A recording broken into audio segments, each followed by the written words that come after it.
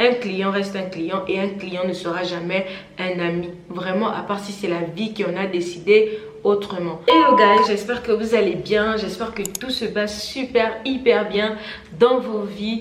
Eh ben oui, je sais, ça fait longtemps. Je sais que ça fait longtemps que je vous ai fait de nouvelles vidéos, mais I am back. Je suis là rien que pour vous et vous m'avez manqué, mais je suis de retour et j'espère que je pourrai vous produire de meilleurs contenus. J'espère que je pourrai vous faire plaisir et répondre à vos questions. On va aller droit au but dans cette vidéo là, les 7 choses que j'aurais aimé connaître, que j'aurais aimé savoir lorsque je me suis lancée dans l'entrepreneuriat. La première chose que j'aurais aimé savoir lorsque je me suis lancée dans l'entrepreneuriat ou tout simplement dans mes débuts de l'entrepreneuriat, c'était que l'entrepreneuriat, ce n'est pas facile. C'est vrai que j'avais regardé beaucoup de vidéos où on me disait non, Rosie. Bah, en tout cas, je voyais sur YouTube, comme vous, j'avais des vidéos sur YouTube que je voyais où on parlait d'entrepreneuriat et on disait qu'il faut être fort, que ce n'est pas facile et tout, voilà, mais je n'avais pas compris à quel point, ou bien en fait je n'avais pas saisi à quel point en fait entreprendre n'était pas facile, à quel point entreprendre vraiment c'est difficile, les nuits blanches en fait, les nuits blanches, les problèmes, gérer les clients, gérer le personnel, gérer la communication, gérer le marketing, gérer les partenaires, vraiment je n'avais pas compris peut-être pour moi à quel point c'était vraiment difficile, c'était vraiment compliqué. Donc ça c'est vraiment le premier point. Il fallait vraiment, je me dis que il fallait vraiment que en tout cas que je comprenne ça. Il fallait que je sache ça, que vraiment c'est difficile, ce n'est pas facile, ce n'est pas seulement comme on nous dit sur les réseaux sociaux que ben, c'est le moyen le plus sûr de devenir riche et le plus facile de devenir extrêmement riche. Ça je ne sais toujours pas parce que je suis toujours pas milliardaire, mais je sais que ce n'est pas facile. Le deuxième point, c'est la gestion des dépenses et des finances. La gestion de l'argent. Lorsque j'ai commencé à entreprendre, vraiment, rapidement, dans ma première année, j'ai commencé à avoir des entrées. Et je n'ai pas su gérer. Je n'ai pas su gérer les finances. C'est vrai que au départ, ça allait. Je me disais que je savais gérer. Je me disais que je savais gérer ces sous, cet argent-là. Mais après, je me suis rendu compte que, ben, en fait, je n'ai pas bien géré. Je ne savais pas gérer. Et j'aurais vraiment voulu avoir quelqu'un qui me donnait des bons conseils, qui me conseillait pas de bons conseils, c'est-à-dire dans la... ou investir l'argent, c'est-à-dire hors business, mais comment gérer son argent dans le business, c'est-à-dire dans les dépenses de l'entreprise, dans tout ce qui est loyer, courant, salaire, comment mieux gérer l'argent qui revenait dans l'entreprise, comment ne pas trop dépenser peut-être par exemple dans les employés, parce que j'ai eu beaucoup d'employés à un moment où je ne devrais peut-être pas avoir beaucoup plus d'employés. J'aurais aimé avoir quelqu'un qui me disait ça, que ben Rosie, vraiment dans l'entrepreneuriat, vraiment voilà comment on dépense, voilà les dépenses dont tu n'aurais pas forcément eu besoin. Ben ce sont des erreurs, mais c'est ça. Le troisième point, c'est la gestion des partenaires. Lorsque j'entends de la gestion de partenaires, je parle des personnes avec qui je travaille et je continue toujours de travailler, mais c'est plus de la même manière que je travaille avec les personnes au début avec laquelle je travaille toujours actuellement. Là maintenant, ce n'est complètement plus pareil du tout. Je gérais les partenaires d'une certaine manière, je les gardais beaucoup plus proches de moi avant, c'est-à-dire je faisais beaucoup plus confiance. C'est vrai qu'il faut faire confiance, mais pas forcément confiance à 100%. C'est vrai que ça a l'air d'être logique, mais dans le travail, on demande souvent le minimum de confiance. Il fallait faire confiance à certaines personnes.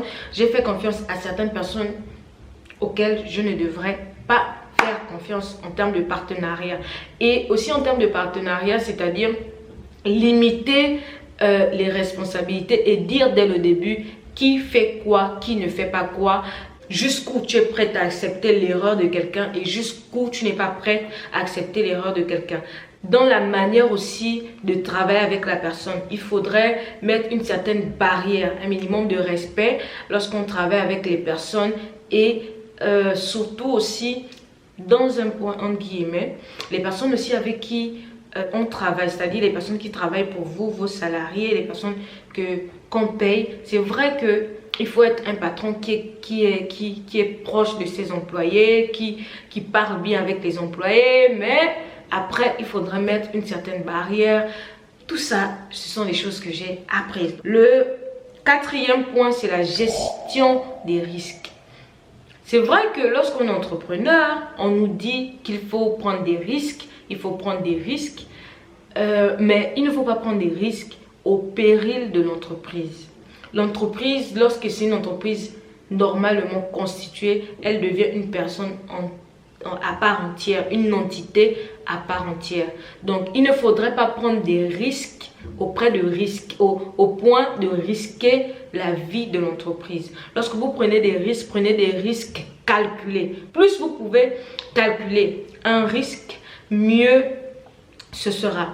Ne prenez pas juste des risques et puis après, il n'y a plus la possibilité de vous en sortir, des risques financiers. C'est-à-dire dans la gestion des pubs, dans la gestion des salaires, dans la gestion, on va dire ça comment? Dans la gestion de... Qu'est-ce que je peux dire? Même du capital de l'entreprise. Ne prenez pas le capital de l'entreprise pour investir dans une autre affaire au lieu que l'affaire dans laquelle, le business dans lequel vous êtes ne marche pas encore. Ce n'est pas une bonne idée. Ce n'est vraiment pas une bonne idée. Donc, il faut bien gérer les risques. Il ne faudrait pas que le business qui vous donne à manger là maintenant ne produise plus au point où il finit par mourir au profit d'un autre business que vous ne savez même pas encore s'il va marcher. C'est juste pour un test. Ce n'est pas un bon risque. Il faut bien gérer les risques parce que l'entreprise ne doit pas mourir. Elle ne doit pas mourir. Il faut bien investir son capital, son bénéfice. Le cinquième point, c'est les personnes qui vous entourent. Eh bien oui, vous allez remarquer ça lorsqu'on fait des affaires ou du business, lorsqu'on a un peu de succès, les gens se rapprochent facilement de nous. Les gens ont la facilité de se rapprocher de nous et nous aussi on a la facilité de laisser les gens rentrer dans notre vie. Il y a des personnes qui vont vous faire dépenser plus d'argent que l'argent même qui ne rentre dans votre business. Pourquoi? En vous donnant de mauvais conseils, en vous faisant faire la fête tout le temps, en vous faisant faire des dépenses tout le temps, en voulant garder des amitiés qui ne servent pas vraiment, et aussi par rapport à la gestion de la famille dans vos affaires.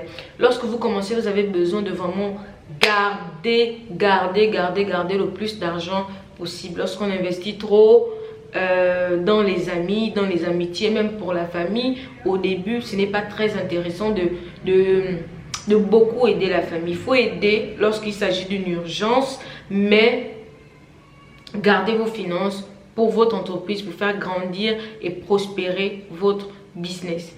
Le dernier point, c'est le client n'est pas votre ami. Ça, c'est vraiment une chose capitale. Le client n'est pas votre ami. Le client n'est pas votre ami, ne sera jamais votre ami, que ce soit aujourd'hui, demain ou après-demain. C'est vrai qu'au départ, lorsqu'on commence une activité, notre premier client, on le chérit. Les premiers clients, on les chérit vraiment. On voudrait que ces clients-là, vraiment, ils puissent aimer notre service, aimer notre produit. Et après, au finish, lorsque le client il n'est pas satisfait, vous vous êtes rapproché du client, vous avez voulu le chouchouter et tout. Vous vous êtes dit que la personne, oui, que la personne devait, voilà, donner un bon avis, un bon retour, un bon bouche à oreille. Ça devait faire du bouche à oreille, vous ramener d'autres clients ou encore que cette personne devait revenir. Mais lorsque la personne n'aime pas le service, lorsque la personne n'est pas forcément satisfaite et qu'elle vous refait un retour, elle ne vous fait pas ce retour là en tant qu'ami, non, elle vous fait ce retour en tant que client. La personne voudrait être satisfaite, elle voudrait avoir un retour par rapport à l'argent qu'elle a investi dans votre produit ou dans votre service. Donc c'est vraiment quelque chose de très important. On ne fait pas d'un client un ami. À part si vraiment c'est la vie qui en a voulu comme ça et que ça s'est fait. Mais lorsqu'un client arrive auprès de vous, auprès de vos services, qu'il reste un client. Je vous assure, c'est vraiment quelque chose de fondamental dans votre business. Ça va vraiment beaucoup vous aider. Un client reste un client et un client ne sera jamais un ami. Vraiment, à part si c'est la vie qui en a décidé autrement. Donc ça, ce sont les 7 choses que j'aurais aimé connaître lorsque j'ai commencé l'entrepreneuriat, lorsque j'ai commencé le business. J'espère que ça a pu vous aider. Et que voilà quoi. N'hésitez pas à me laisser vos sujets de vidéo juste là en bas dans les commentaires. J'espère que cette vidéo vous a plu. Et si vous avez d'autres sujets, voilà, likez, partagez. Et puis on se retrouve à la prochaine vidéo. Bye bye.